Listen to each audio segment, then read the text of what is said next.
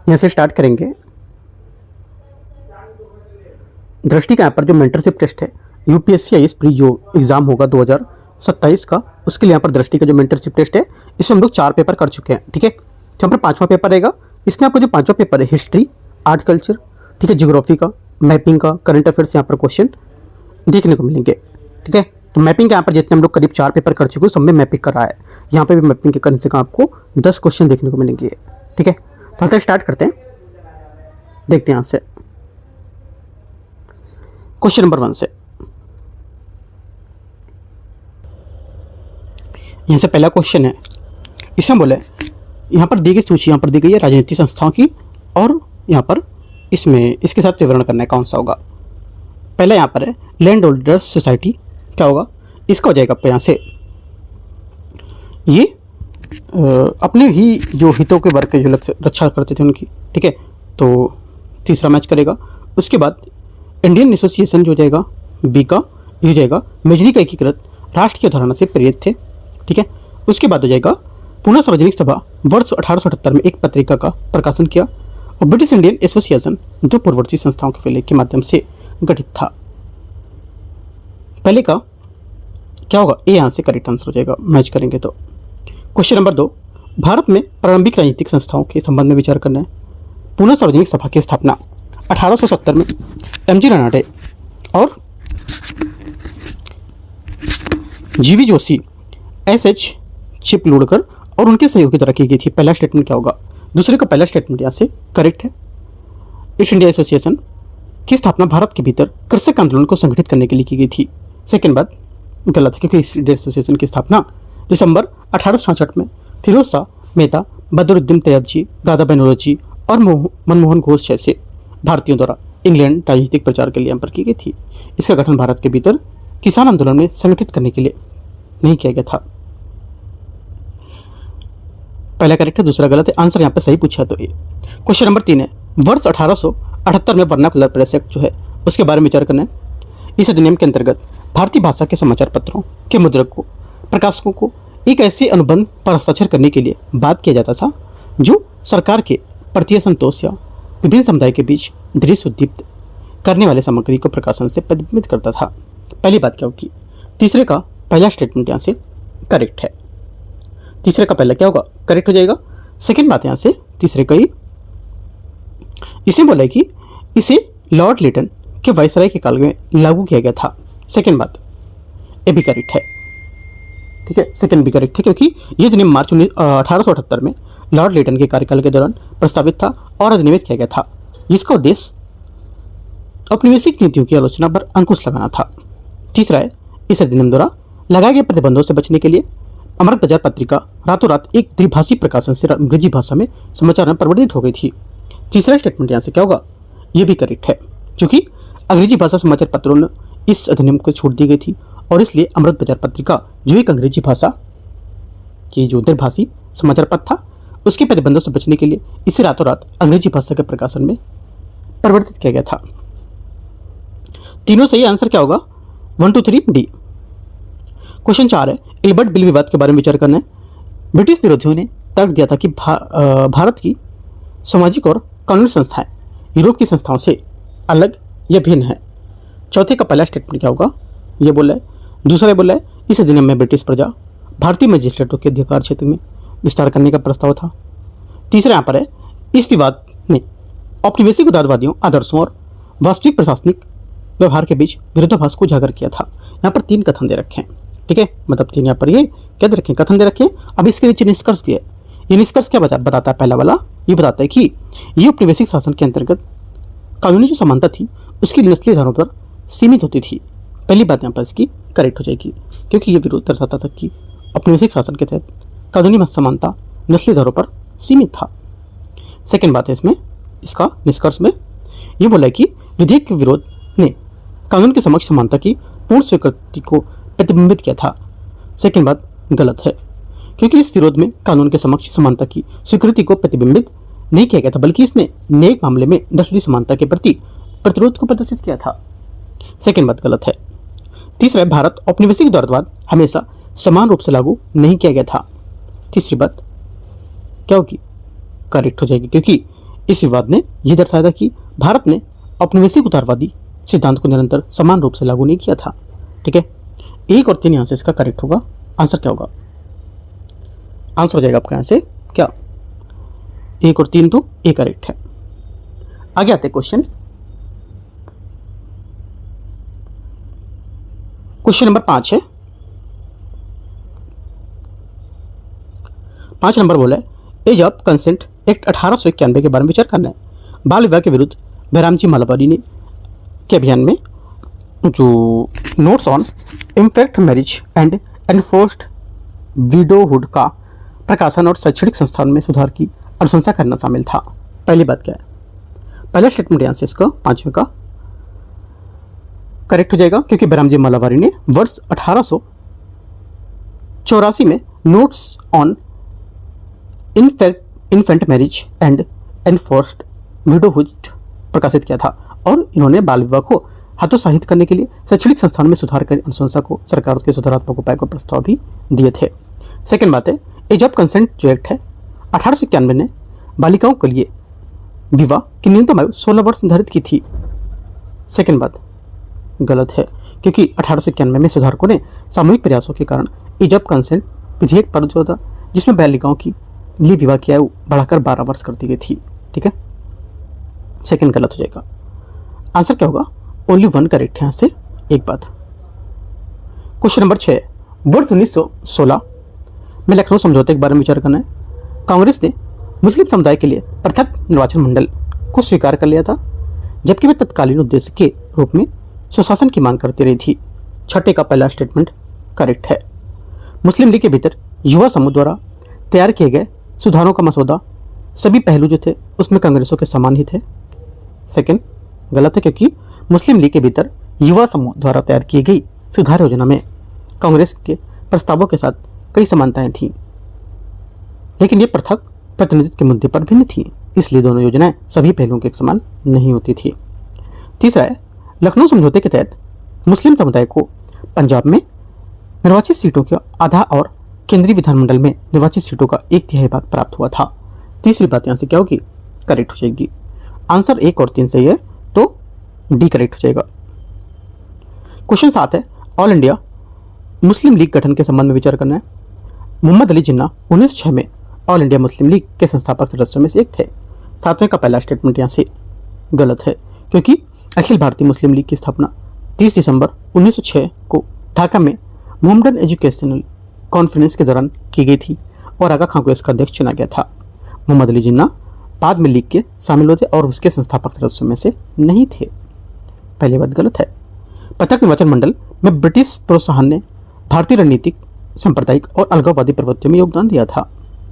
Second बात correct है, क्योंकि पृथक निर्वाचन मंडल को प्रोत्साहन करके औपनिवेशिक सरकार ने भारतीय राजनीति में सांप्रदायिकता और अलगाववादी प्रवृत्तियों की विकास में योगदान दिया था। केवल दूसरा करेक्ट है। आंसर यहां से बी करेक्ट हो जाएगा 7वें का। क्वेश्चन नंबर 8 है। 8 बोले सूची 1 सूची 2 को मैच करते हैं संगठन और इससे संबंधित कौन से व्यक्ति थे। 8वां पहली बात है इंडिया हाउस। इंडिया हाउस क्या हो जाएगा? इंडिया हाउस की स्थापना की गई थी श्याम कृष्ण जी वर्मा 1905 में लंदन में भारतीय छात्रों के क्रांतिकारी गतिविधियों के केंद्र के रूप में। ए का 2 आगे पेरिस इंडियन सोसाइटी बी में आपका हो जाएगा क्या? बी का मैडम कामा जो थी वो, ठीक है, उनके द्वारा पेरिस में की गई थी जो फ्रांसीसी राजवाद जो समाजवादी थे उसके द्वारा संपर्क में स्थापित करने को लेकर। आगे बर्लिन समिति वरिंद्र नाथ चट्टोपाध्याय अन्य व्यक्ति ने 1909 में सक्रिय किए गए थे बर्लिन में। ठीक है, तो A2 B3 C1 8वें का C। क्वेश्चन 9 है गदर आंदोलन के विचारधारा है उसके संबंध में विचार करना है। क्वेश्चन नंबर 9 देखते हैं।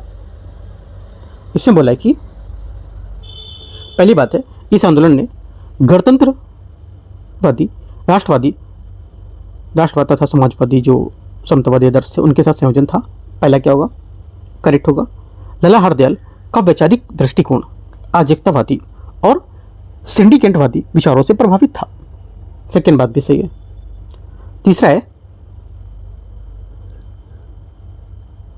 आंदोलन ने सचेत रूप से राजनीतिक लामबंदी के आधार पर उसके रूप में सिख धार्मिक प्रतीकों को अपनाया था। तीसरी बात गलत है क्योंकि अधिकांश कदर समर्थक पंजाबी सिख प्रवासियों में से थे, फिर भी ये आंदोलन दृढ़ता से धर्मनिरपेक्ष बना रहा था और इसमें अपनी राजनीतिक लामबंदी को आधार सिख धार्मिक प्रतीकों को नहीं बनाया था। 1 2 सिर्फ यहाँ से करेक्ट है इसका। क्वेश्चन 10 है, स्वदेशी आंदोलन के संबंध में विचार करना है। स्वदेशी का विचार मुख्य रूप से स्वदेशी वस्तुओं के उपभोग को प्रोत्साहन करने तक सीमित था। 10वें का पहला स्टेटमेंट यहाँ से क्या होगा? गलत है। पहली बात गलत है यहाँ से। क्यों गलत है? पहली इसलिए गलत है क्योंकि स्वदेशी केवल भारतीय वस्तुओं की खरीद और उपयोग तक सीमित ही नहीं था। इसने स्वदेशी उद्योगों, वित्तीय संस्थाओं, शैक्षिक जो पहल थी और व्यापक आर्थिक निर्भरता को प्रोत्साहन किया था। बहिष्कार आंदोलन धीरे धीरे स्वदेशी और उद्यमों तक संस्थानों को बढ़ावा देने के लिए उद्देश्य से किए गए प्रयासों में विस्तारित होता गया था। सेकेंड बात सही है क्योंकि बहिष्कार अभियान धीरे धीरे स्वदेशी उद्यम संस्थान उनको लेकर के विकसित हुआ था। ओनली 2 करेक्ट है, आंसर बी। क्वेश्चन 11, देश रियासतों के राष्ट्रवाद आंदोलन के संबंध में विचार करना है। भारतीय राष्ट्रवादी कांग्रेस के हरिपुरा अधिवेशन में शासकों के विरुद्ध जन आंदोलन के लिए नैतिक समर्थन देने का संकल्प लिया गया था। 11वें का पहला स्टेटमेंट यहाँ से करेक्ट है।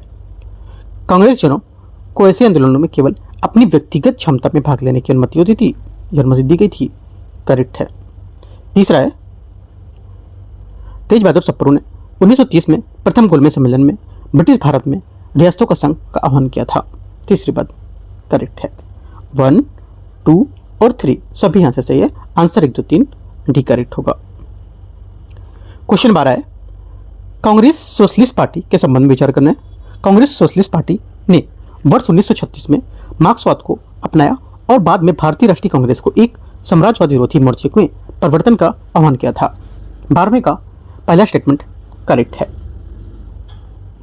12वें का पहला करेक्ट है। सेकंड, संविधान सभा के लिए जनता को संगठित करने का नारा मई 1934 में पटना सम्मेलन में दिया गया था। सेकंड बात यहां से गलत है इसकी क्योंकि संविधान सभा के लिए जनता को संगठित करने का नारा बॉम्बे अधिवेशन में दिया गया था, न कि मई 1934 के पटना सम्मेलन में। तीसरा है, कांग्रेस सोशलिस्ट पार्टी ने वर्ष 1936 में सीलोन की लंका सम समाज पार्टी के साथ भ्रांत संबंध स्थापित किए थे। तीसरी बात करेक्ट है। आंसर 1 और 3 सही है, तो सही आंसर क्या हो जाएगा? बी करेक्ट है, लेकिन गलत पूछा है तो बी। क्वेश्चन 13 नंबर आता है, 30 नंबर देखते हैं इसको। धरती नगरीकरण की अवधि जो है, ठीक है, उसके दौरान व्यापार में संबंध के बारे में इसमें विचार करना। देखते हैं इसको 13 को। 30 नंबर में द्वितीय नगरीकरण की अवधि के दौरान व्यापार के बारे में विचार करना है। वाराणसी, श्रावस्ती और कौशाम्बी दोनों से संबंधित एक महत्वपूर्ण व्यापारिक केंद्र के रूप में विकसित हुआ था। ये 13 का पहला करेक्ट होगा। सेकंड, मथुरा, उज्जैन, गुजरात के तटीय क्षेत्रों की ओर जाने वाले मार्गों के लिए एक पारगमन बिंदु के रूप में काम करता था। सेकंड भी करेक्ट होगा। तीसरा यहाँ से क्या है? तीसरा बोला है, जातक कथाएं ये संकेत देती थी कि तक्षशिला की यात्रा करने वाले व्यापारी मथुरा को छोड़कर अन्य मार्गों का प्रयोग करते थे। तीसरा क्या होगा? 13 का गलत है क्योंकि जातक कथाएं इंगित करती थी कि मगध और कौशल के जो व्यापारी होते थे तक्षशिला के रास्ते से मथुरा होकर यात्रा करते थे, उन्होंने इसे छोड़ा नहीं था। 1 2 करेक्ट है ना, पहला करेक्ट था और दूसरा भी करेक्ट है, तो आंसर यहाँ से 13 का पूछा है। कौन सा क्या पूछा, देखते हैं कौन सा सही है कौन सा गलत है। पूछे कौन सा सही है, सही पूछा है तो 1 और 2। 14 है, प्राचीन भारत में सिक्का प्रचलन के संबंध में विचार करना है। योधे गणराज्य ने तांबे के सिक्के के जारी किए जो आर्थिक विनिमय और उसकी भागीदारी का संकेत देते थे। 14 फर्स्ट स्टेटमेंट करेक्ट। सेकंड, गुप्त काल में स्वर्ण सिक्कों ने लंबी दूरी के लेन देन को सुगम बनाया जिससे राजाओं को भी लाभ हुआ था। सेकंड बात क्या होगी इसकी? करेक्ट है क्योंकि गुप्त शासकों ने प्राचीन भारत से कुछ सर्वाधिक उत्कृष्ट सिक्के जारी किए जिनकी इन सिक्कों में लंबी दूरी के लेन देन को सुगम बनाया जा सकता था जिससे शासकों को भी लाभ प्राप्त हुआ था। दोनों बातें करेक्ट हैं यहाँ से। 15 नंबर है, प्राचीन पत्तन और उसके यहाँ पर जो वर्तमान राज्य बताना है इसके हिसाब से। पहला बोला 15 में कि भरूकच्छ क्या होगा? भरूकच्छ आपका हो जाएगा ये गुजरात में, ठीक है। ताम्रलिप्ति ये हो जाएगी वर्तमान पश्चिम बंगाल में स्थित एक प्रमुख तटीय पूर्वी पत्तन था। बी का 3 हो जाएगा। और मुजरिस क्या था? मुजरिस वर्तमान में केरल मलाबार तट पर एक प्रमुख पत्तन था। सी का 1। करेक्ट आंसर 15 का बी करेक्ट है। क्वेश्चन 16 है, प्राचीन भारत में नगरी शिल्प के संबंध में विचार करना है। उज्जैन मन का निर्माण एक प्रमुख केंद्र के रूप में विकसित हुआ था। 16 का पहला स्टेटमेंट यहां से करेक्ट है। सेकंड है, दक्षिण भारत के पुरातात्विक साक्ष्य संकेत देते हैं कि रंगाई एक फलता फूलता शिल्प था।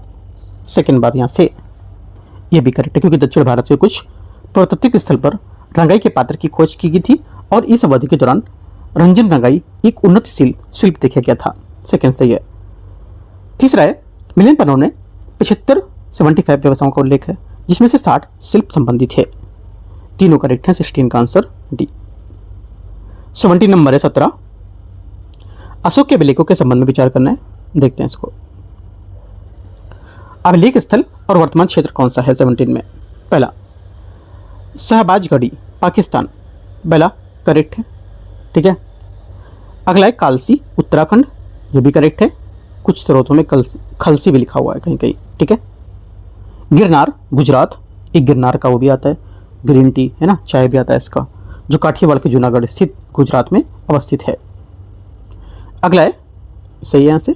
चौथा सोपारा कर्नाटका, ये गलत है। सोपारा कर्नाटका इसमें नहीं होगा। क्या होगा? सोपारा वर्तमान महाराष्ट्र में स्थित, कर्नाटक में नहीं है। आंसर 1 2 3 सही है। 3 बातें। 18 नंबर है, मौर्य राजवंश में लोक कल्याण कार्य के संबंध में विचार करना है। राज्य ने लोगों को अपनी पहल पर बांधों की मरम्मत करने के लिए प्रोत्साहन किया था और इसके बदले उन्हें राजस्व से छूट प्रदान की गई थी। पहला क्या होगा? 18 का फर्स्ट स्टेटमेंट यहाँ से करेक्ट है। सेकंड, राज्य ने चिकित्सा देखभाल और प्राकृतिक आपदाओं से संरक्षण की उपेक्षा की।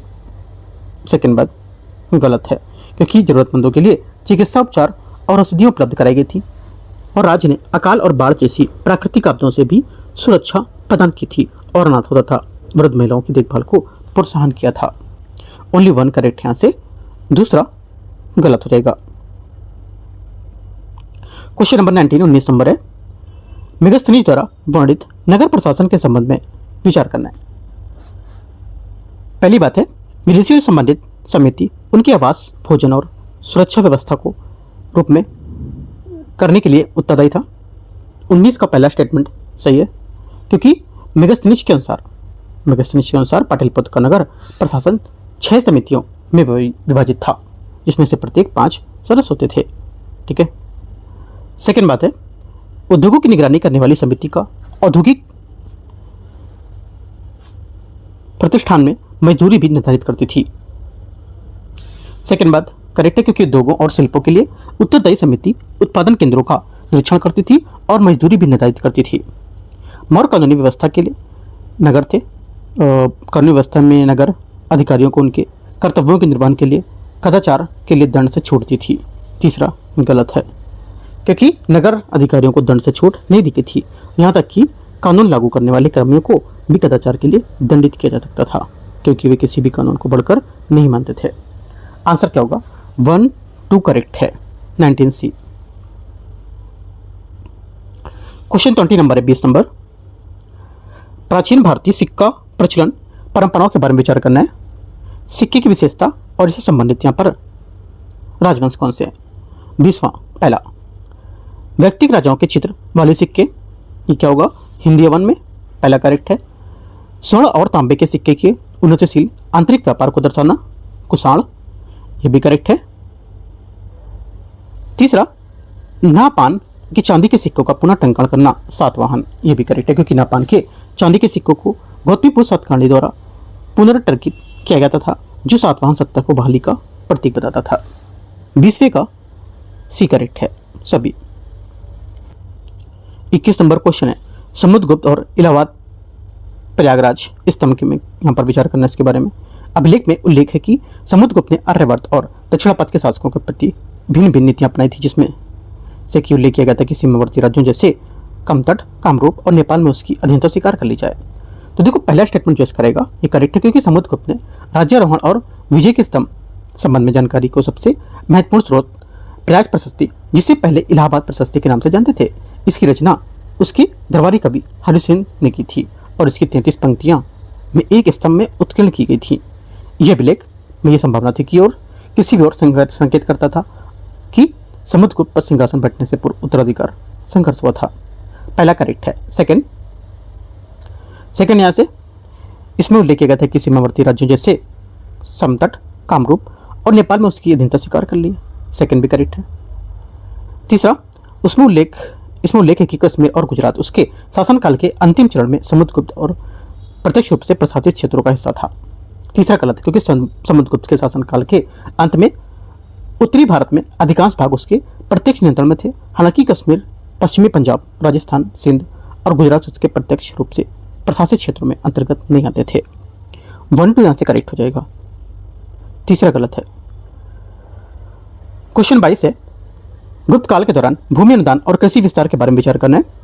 कृषि अनुदान उपयोग सीमांत और आकृष्य क्षेत्रों को विस्तृत होती कृषि अर्थव्यवस्था में लाने का एक साधन के रूप में विकसित किया गया था। 22वें का पहला करेक्ट है। गुप्त काल के दौरान ब्राह्मणों को दिए गए अनुदान ने प्रायः वन और आर्द्र भूमि वाले क्षेत्रों में खेती के विस्तार को सक्षम बनाया था। सेकंड बात क्या होगी? सेकंड बात भी करेक्ट है। गुप्त भूमि अनुदान प्रणाली ने विशेष रूप से केवल राजस्व अधिकारों में हस्तांतरण किया, जबकि प्रशासनिक और न्यायिक अधिकार पूरी तरह से पूरी अवधि के दौरान राज्य के पास ही बने रहे थे। तीसरा गलत है, क्योंकि गुप्तकालीन जो अनुदान था, ये व्यवस्था केवल राजस्व अधिकारों के हस्तांतरण तक सीमित नहीं था। ये उत्तर गुप्त काल में अनेक अनुदान प्राप्तकर्ताओं, महत्वपूर्ण प्रशासनिक और न्यायिक जो विशेषाधिकार थे उसको भी प्राप्त होने लगे थे, और जो भूमिधारी मध्यस्थ की बढ़ती हुई सत्ता को दर्शाते थे। ठीक है, आंसर 1 और 2 यहाँ से करेक्ट हो जाएगा। क्वेश्चन नंबर 23 है, 23 नंबर। 1-2 करेक्ट है तो बी आंसर होगा। 23 नंबर है, प्राचीन शिक्षण केंद्र के संबंध में विचार करना है। शिक्षण केंद्र और इसकी मुख्य विशेषता क्या होगी? पहली बात है, नालंदा 8 बड़े व्याख्यान कक्ष और 300 छोटे व्याख्यान कक्ष थे। करेक्ट है। विक्रमशिला क्या है? विक्रमशिला विश्वविद्यालय की स्थापना बंगाल के पाल शासक धर्मपाल के बिहार के भागलपुर के पास की थी। वहाँ बौद्ध धर्म और दर्शन, तर्कशास्त्र, तत्वमीमांसा और व्याकरण पढ़ाए जाने वाले विषय शामिल होते थे। करेक्ट है। वल्लभी पाली भाषा का अनिवार्य अध्ययन था। तीसरे यहाँ से गलत है, क्योंकि जो वल्लभी है, पाली भाषा का अनिवार्य अध्ययन नालंदा से संबंधित था, वल्लभी से नहीं था, इसलिए विशेषता गलत तरीके से वल्लभी से संबंधित बताई जा रही है। चौथी बात है, तक्षशिला शहर विज्ञान और रथ संचालन की शिक्षा प्रदान करता था। चौथी बात करेक्ट है। 1, 2, 4 सही है। करेक्ट आंसर क्या होगा? 1, 2, 4 मतलब सी नंबर करेक्ट है यहाँ से। 24 नंबर क्वेश्चन यहाँ से है, भूदरस और इसकी क्या विशेषता है बताना है। पहली बात है, कुरुंजी यहाँ पर हो जाएगा। ये पहाड़ी और पर्वतीय क्षेत्र जो वन जीवों के शिकार, शहद और वन उपज के संग्रहण जो झूमिंग खेती थी उससे संबंधित होता था। मूल्य पशुपालन था। करेक्ट है। मूल्य चारागाह या वन चारागाह क्षेत्र था जो मुख्य रूप से पशुपालन, छोटे पैमाने पर खेती से संबंधित था।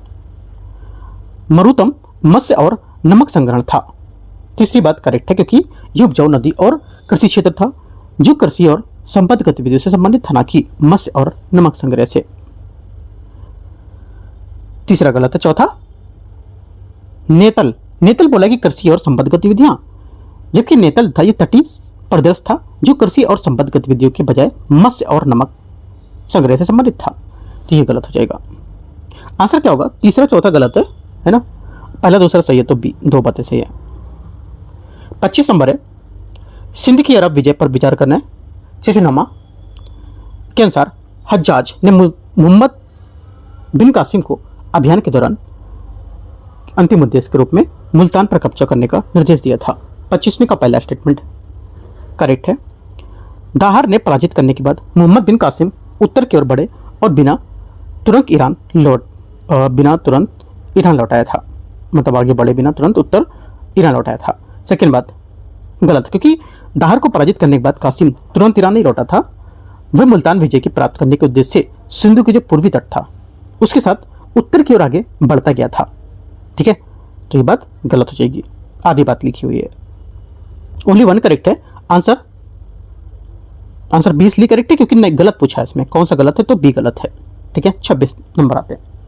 एक बात आपको याद रखना है, जितने टॉपिक यहाँ पर आते जा रहे हैं सबकी आप लिस्ट बनाते जाओ पूरी, है ना, कौन कौन से टॉपिकों की यहाँ पर जो पूछा जा रहा है, कौन से टॉपिक की बात की जा रही है, उससे क्या करेंगे हम लोग, इससे आप अपना पूरे के टॉपिक को जाकर डीप में पढ़ते रहना। ठीक है, और उसके बाद क्या करेंगे हम लोग फिर, और अभी मेंस का आंसर राइटिंग तो चल ही रहा है। मेंस का आंसर राइटिंग आप देख सकते हो, करीब यहाँ पर 3 क्लास हम लोग कर चुके हैं 4-4 क्वेश्चन की। ठीक है, उसको हम लोग कल से या परसों से फिर से कंटिन्यू करेंगे। तो 4-4 क्वेश्चन आपको डेली लिखना भी है। ठीक है, वो यूपीपीसीएस और यूपीएससी और बीपीएससी किसी में भी लिख सकते हो आंसर। ठीक है, थोड़ा यूपीएससी लेवल का है तो आपको यूपीपीसीएस में जो काम आएगा ही, बीपीएससी का तो बीपीएससी थोड़ा ऊपर लेवल हो जाएगा, तो अच्छा रहेगा कि आप उन सब चीज़ों की प्रैक्टिस करोगे तो। ठीक है, तो यूपीएससी के लिए मेन है वो यूपीएससी और यूपीपीसीएस के लिए, क्योंकि यूपीपीसीएस और यूपीएससी का सिलेबस सेम है ना। आते हैं, तो ये बात हो गई। और उसके बाद हम लोग अभी और जब प्रीलिम्स पास में आएगा तो क्या करेंगे, जैसे हम लोग करते थे डेली टारगेट, है ना, डेली टारगेट हम लोग ने इस बार कम से कम 30+ टॉपिक को क्वेश्चन में यूपीएससी में पूछे गए थे प्रीलिम्स में, जबकि यहाँ पर कोई आपसे कोई चार्जेस नहीं लिया गया था इसका कि आप कुछ रुपए जमा करो तब आप ज्वाइन करोगे टारगेट, ऐसा कुछ नहीं। यूट्यूब पे मैं आपको टॉपिक देता था, टॉपिक पे आपको मैं कभी कभी बहुत सारे टॉपिक के आपको जो व्याख्या नहीं मिलती थी वो सब भी मैं प्रोवाइड कराता था, है ना, जो कंटिन्यू जुड़ा था उसको यहाँ पर लाभ मिला था इसमें। तो जुड़ सकते एकदम फ्री है, कोई चार्जेस आपको नहीं देना होता है, वो भी हम लोग स्टार्ट करेंगे प्रीलिम्स से जाए आएगा तब। ठीक है, उससे पहले भी कई चीज़ और भी हम लोग स्टार्ट करेंगे, जैसे पीआईबी के कुछ डेली की प्रैक्टिस हम लोग करेंगे, जो क्वेश्चन आ सकते हैं सिर्फ वो क्वेश्चन, ये नहीं कि पीआईबी पूरा पीआईबी चले जा रहे पढ़ाते हुए उसमें कुछ पेपर में आ रहा है या नहीं आ रहा, उससे मतलब नहीं है ना, एग्जाम से मतलब है। आगे आते हैं, तो यहाँ पर जोड़ना टेलीग्राम चैनल और अपना यूपीएससी नॉलेज टेक चैनल है और Delhi UPSC knowledge take channel है, दोनों से। ठीक है, आते हैं क्वेश्चन 26 नंबर, और सब कुछ यहाँ पे आपको फ्री मिलेगा, कोई चार्जेस आपको नहीं देने यहाँ पे। क्वेश्चन 26 आते हैं, 26 नंबर है, इसमें बोला है कि प्रारंभिक मध्यकालीन भारत में तुर्क जो थे उस शासकों से संबंधित तकनीकी नवाचार के संबंध में विचार करना है। तुर्क शासक ने लोहे और स्टील के नाल का उपयोग जैसे महत्वपूर्ण सैन्य नवाचारों की शुरुआत की थी, जिसमें भारत में घुड़सवार युद्ध पद्धति और सुदृढ़ीकरण हुआ था। इसका 26वें का पहला स्टेटमेंट करेक्ट है। सेकंड है, तुर्क शासकों का तकनीकी प्रभाव केवल सैन्य उपकरणों तक सीमित था और इसका कताई बुनाई कागज बनाना या आसमान जैसे शिल्पों पर कोई प्रभाव नहीं पड़ा था। सेकंड बात गलत है, क्योंकि तुर्क शासकों ने तकनीकों का प्रभाव केवल सैन्य उपकरण तक सीमित नहीं था, बल्कि इसमें शिल्प उत्पादन, ठीक है, कताई, सूती वस्त्र, रेशम उत्पादन, इस सबको लेकर के देखा जाता था, तकनीकों को प्रभावित किया था। तीसरा है, तुर्क शासकों द्वारा शुरू की गई सैन्य तकनीकी उन तकनीकों का नवाचार व्यापक समुच्चय का हिस्सा थी जो 13वीं शताब्दी के बाद अधिक व्यापक हुई थी। करेक्ट है, आंसर 1 और 3 सही है, बी। क्वेश्चन 25 हो गया, 26 हो गया, 27 देखते हैं। सूची 1 सूची 2 को मैच करेंगे। ठीक है, करते हैं मैच, देखते हैं। पहला है 27 में शहर, है ना, और यहां पर संबंधित से वितरण देखें, क्या क्या विवरण इसका होगा। पहली बात है दिल्ली, दिल्ली क्या होगा, दिल्ली का आपको हो जाएगा शिक्षा के क्षेत्र में कॉन्स्टेंटिनोपल या कुस्तुनतुनिया ने तुलना की गई थी इससे। करेक्ट है। उसके बाद अगला है हसन, मतलब लाहौर जो होगा, लाहौर आपका हो जाएगा क्या, पीकट्टू के साथ तपस्वियों और सूफी संतों का आश्रय स्थल होता था। हसन निजामी ने लाहौर में तपस्वियों और सूफी संतों के लिए आश्रय स्थल के रूप में वर्णित किया है इसे। आगे आते हैं, आगे तीसरा मुल्तान, मुल्तान क्या होगा, सुदृढ़ दुर्ग जो सहित विशाल और अत्यधिक जनसंख्या वाला शहर होता था ये। और जो दौलताबाद है ये मोहम्मद बिन तुगलक द्वारा राजधानी बनाया गया था, है ना, क्योंकि यहाँ पर मोहम्मद बिन तुगलक राजधानी दिल्ली को दौलताबाद स्थानांतरित किया था और इस निर्णय ने दौलताबाद को सुल्तनत की एक प्रमुख महानगरी के रूप में गौरव प्राप्त किया था। आंसर 27 का करेक्ट है। 28 आते हैं क्वेश्चन 28, दिल्ली सल्तनत के अंतर्गत करों पर विचार करना है, कर, और यहाँ पर इसकी विशेषता क्या है। 28 में पहली बात है, इसमें बोले कि खराज क्या था। देखो खराज होता था एक भूकर था जिसका निर्धारण या तो कृषि उपज के अनुपात में था या वास्तविक खेती और उसके आधार पर किया जाता था। फसल और अन्य परिस्थिति के आधार पर राज का हिस्सा आधे से लेकर 5वें हिस्से तक भिन्न भिन्न हो सकता था और राजस्व नकदी या अनाज के रूप में एकत्र किया जा सकता था। इसलिए ये युद्ध में लूटे गए माल का 5वां हिस्सा नहीं था, गलत होगा। ज़कात क्या था? मुस्लिम व्यक्ति द्वारा लगाया गया धार्मिक कर होता था। सेकेंड बात क्या होगी? सेकेंड बात यहाँ से करेक्ट है एकदम। तीसरा, जजिया क्या था? सुरक्षा प्रदान करने और सैन्य सेवा में छूट के बदले मुस्लिम व्यक्तियों पर लगाया गया टैक्सेस। तीसरा यहाँ पे करेक्ट है। चौथा, खुम्स उपज या कृषि का क्षेत्र का आधार पर भू निर्धारण करना। चौथा गलत है, क्योंकि खुम्स का अर्थ था कि 5वां हिस्सा, और राज्य को दे युद्ध की लूट का 5वां हिस्सा था, भूकर नहीं था ये। 1 और 4 गलत है, 2 और 3 सही है, तो 2 बातें इसकी करेक्ट हैं। B number. 29 नंबर है सूची 1 सूची 2 यात्री, और यहाँ पर प्रेषण संबंधित यहाँ पर विवरण इनका दिया हुआ है, देखते हैं। पहला बोला डोमिंगो पेस। डोमिंगो पेस क्या होगा 29 में? ये हो जाएगा, ये विजयनगर की तुलना रोम में और उसके बाजारों में मंदिरों की महानवमी का उत्सव का वर्णन करता है। फर्नांडो नूनीज क्या होगा? फर्नांडो नूनीज आपका हो जाएगा ये पुर्तगाली घोड़ा व्यापारियों जिसने की विजयनगर स्थापना और उसके राजवंशों के ऐतिहासिक वृत्तांत की रचना की है। निकोली कॉन्टी। निकोली कॉन्टी क्या होगा? निकोली कॉन्टी एक इतालवी यात्री था जिसने 15वीं शताब्दी में प्रारंभ में विजयनगर यात्रा की थी, और उसने अपने वृत्तांत यात्रा शहर और विजयनगर साम्राज्य का विवरण दिया था। सीका 3। आगे अफानासी निकितिन, रूसी व्यापारी जिसका विवरण रूसी व्यापारी था जिसका विवरण मुख्य रूप से बीदर और आसमान क्षेत्र के दक्कन तक सीमित था। डी का 4 हो जाएगा। ठीक है, आंसर क्या होगा? करेक्ट आंसर यहाँ से आपका जो हो जाएगा ये हो जाएगा क्या? ए करेक्ट है। क्वेश्चन नंबर 30 है 30। मलिक अंबर के संबंध में विचार करना है। उसने अस्थायी रूप से निजामशाही राजवंश को पुनः प्रभुत्वशाली बनाया था। 30 का पहला स्टेटमेंट क्या होगा? 30 का पहला स्टेटमेंट करेक्ट है। उसने राजकुमार खुर्रम, अहमदनगर दुर्ग और बालाघाट को पुनर्प्राप्त कर लिया था। सेकेंड में सही है। मलिक अंबर ने दौलताबाद को अहमदनगर राजधानी के रूप में स्थापित किया था, क्योंकि देखो मलिक अंबर ने निजामशाही साम्राज्य के पुनरुद्धार का नेतृत्व किया था और इसकी नई राजधानी खिरकी स्थापित की थी, जो बाद में औरंगाबाद के रूप में विकसित हुई थी। उसने दौलताबाद को अहमदनगर की राजधानी के रूप में स्थापित नहीं किया था। ठीक है, याद रखना है। आंसर क्या होगा? 1 2 करेक्ट है। सही आंसर आपका ए करेक्ट हो जाएगा।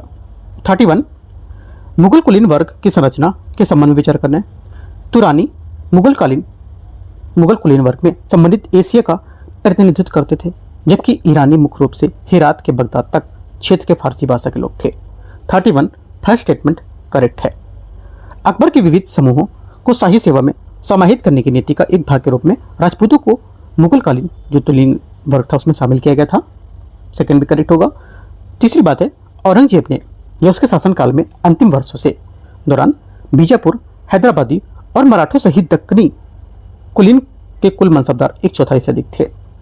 तीसरी बात भी करेक्ट होगी, क्योंकि औरंगजेब के अंतिम वर्षों के दौरान बीजापुर, हैदराबाद और मराठों सहित दक्कनी कुलीन की संख्या कुल 575 मनसबदार से 160 हो गई थी, और यह लगभग 27.8% थी, जो कुल संख्या का 1/4 से अधिक थी।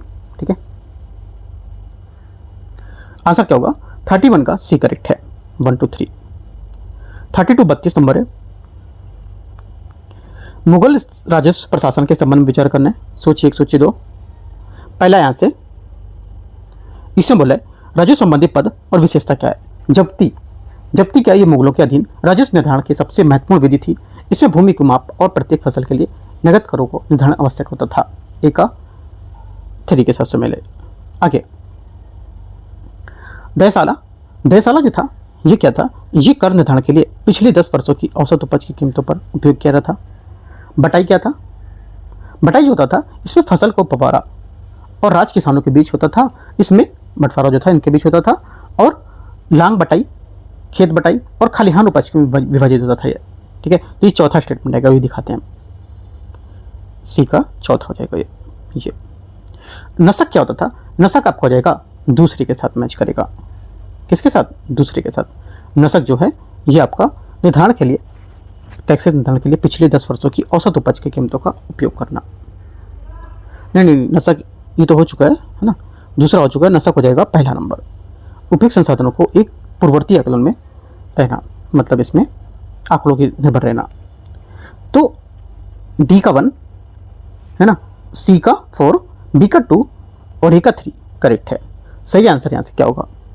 सही आंसर ये करेक्ट है।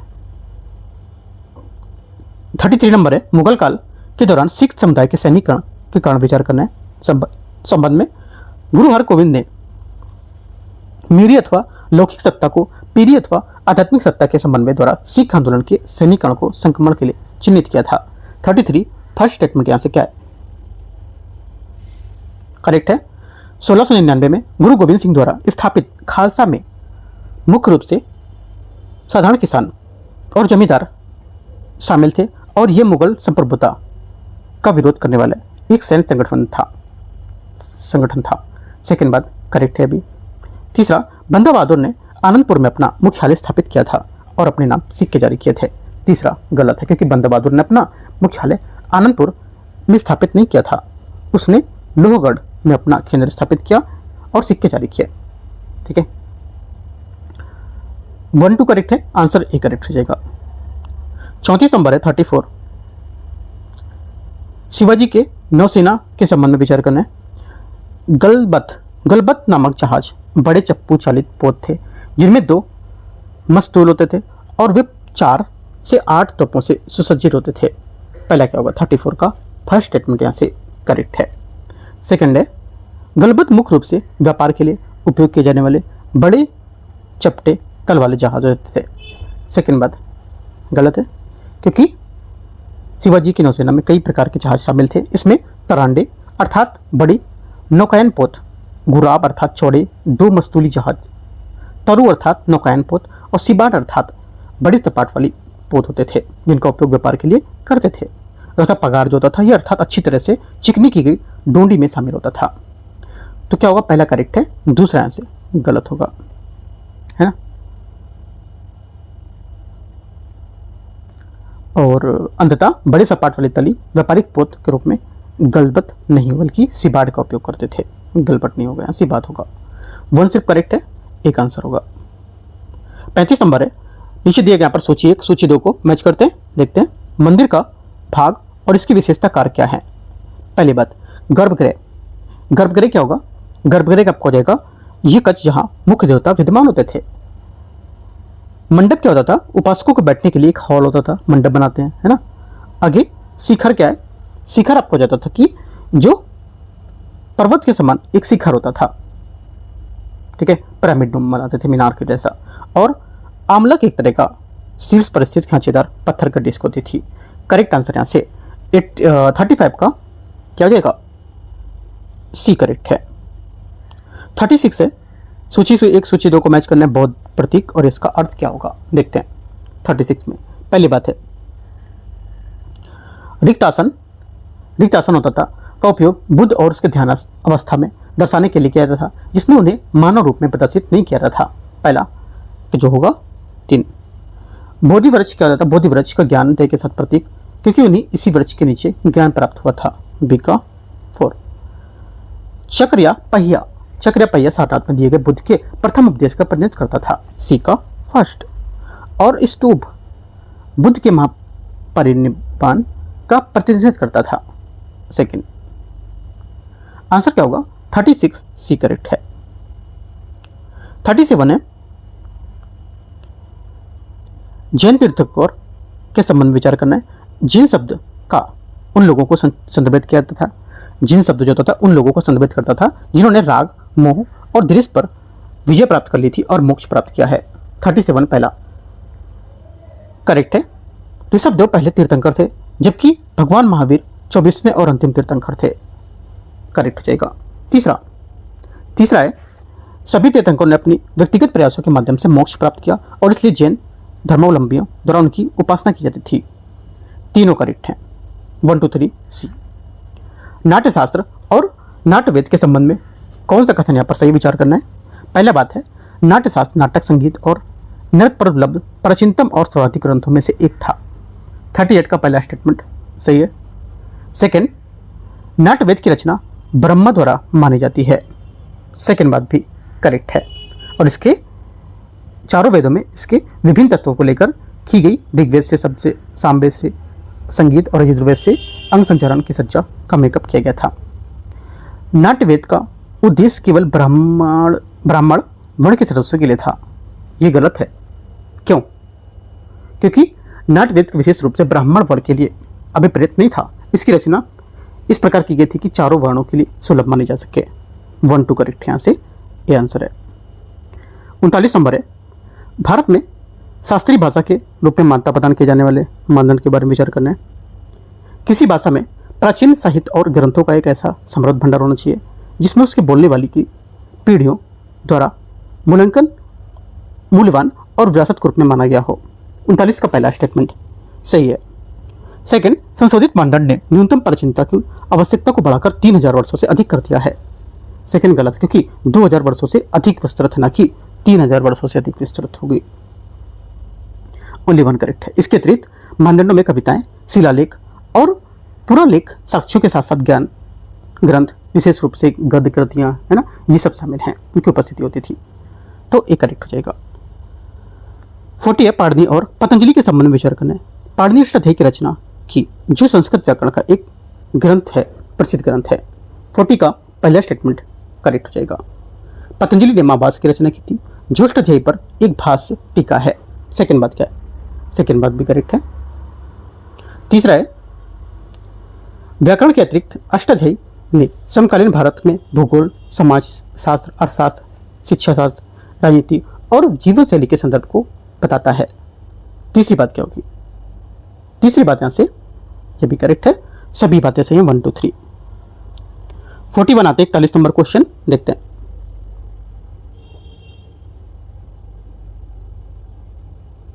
इकतालीस नंबर है, कोल्लम विक्रम और शक संवत के संबंध में विचार करना है।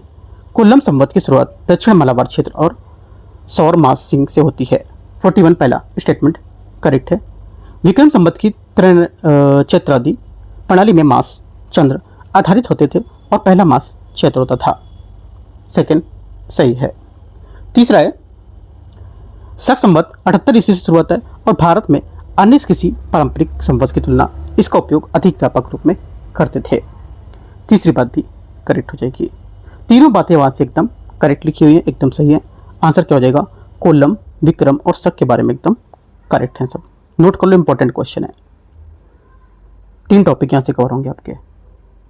42 नंबर क्वेश्चन है 42, सांस्कृतिक संस्थान और उसकी जो संबद्ध विशेषता है उसके बारे में विचार करना है। कौन सम्मिलित यहाँ पर नहीं कर रहा है, ठीक है, देखते हैं कौन सम्मिलित नहीं है।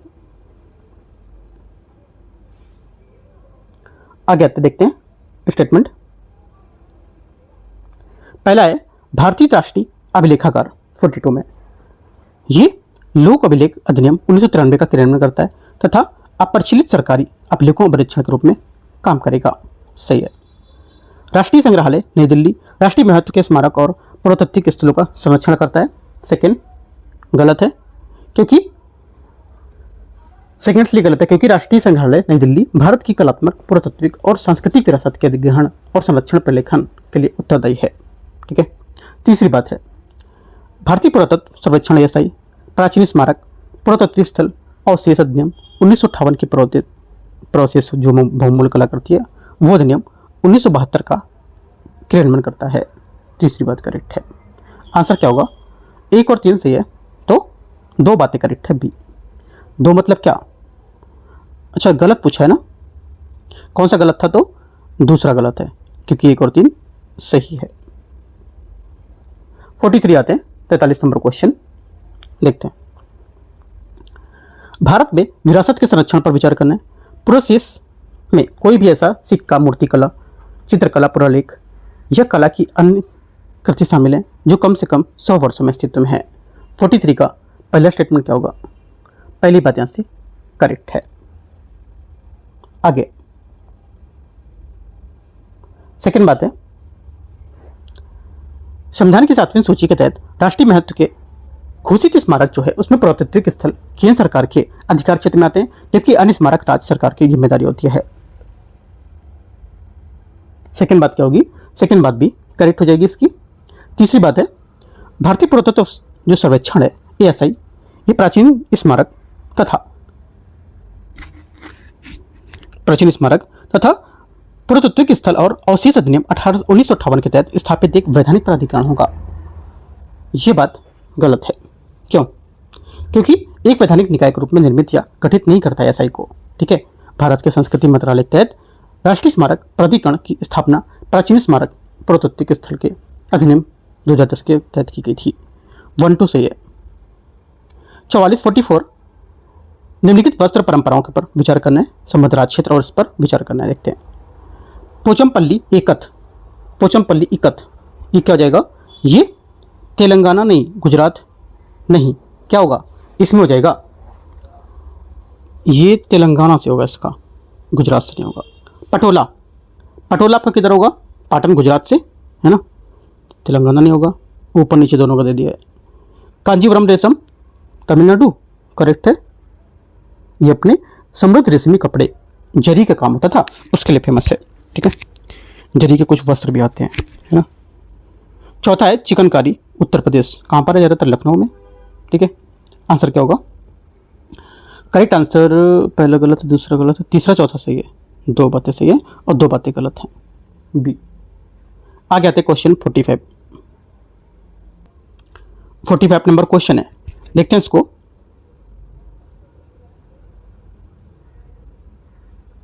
फोर्टी फोर तो हो गया ना।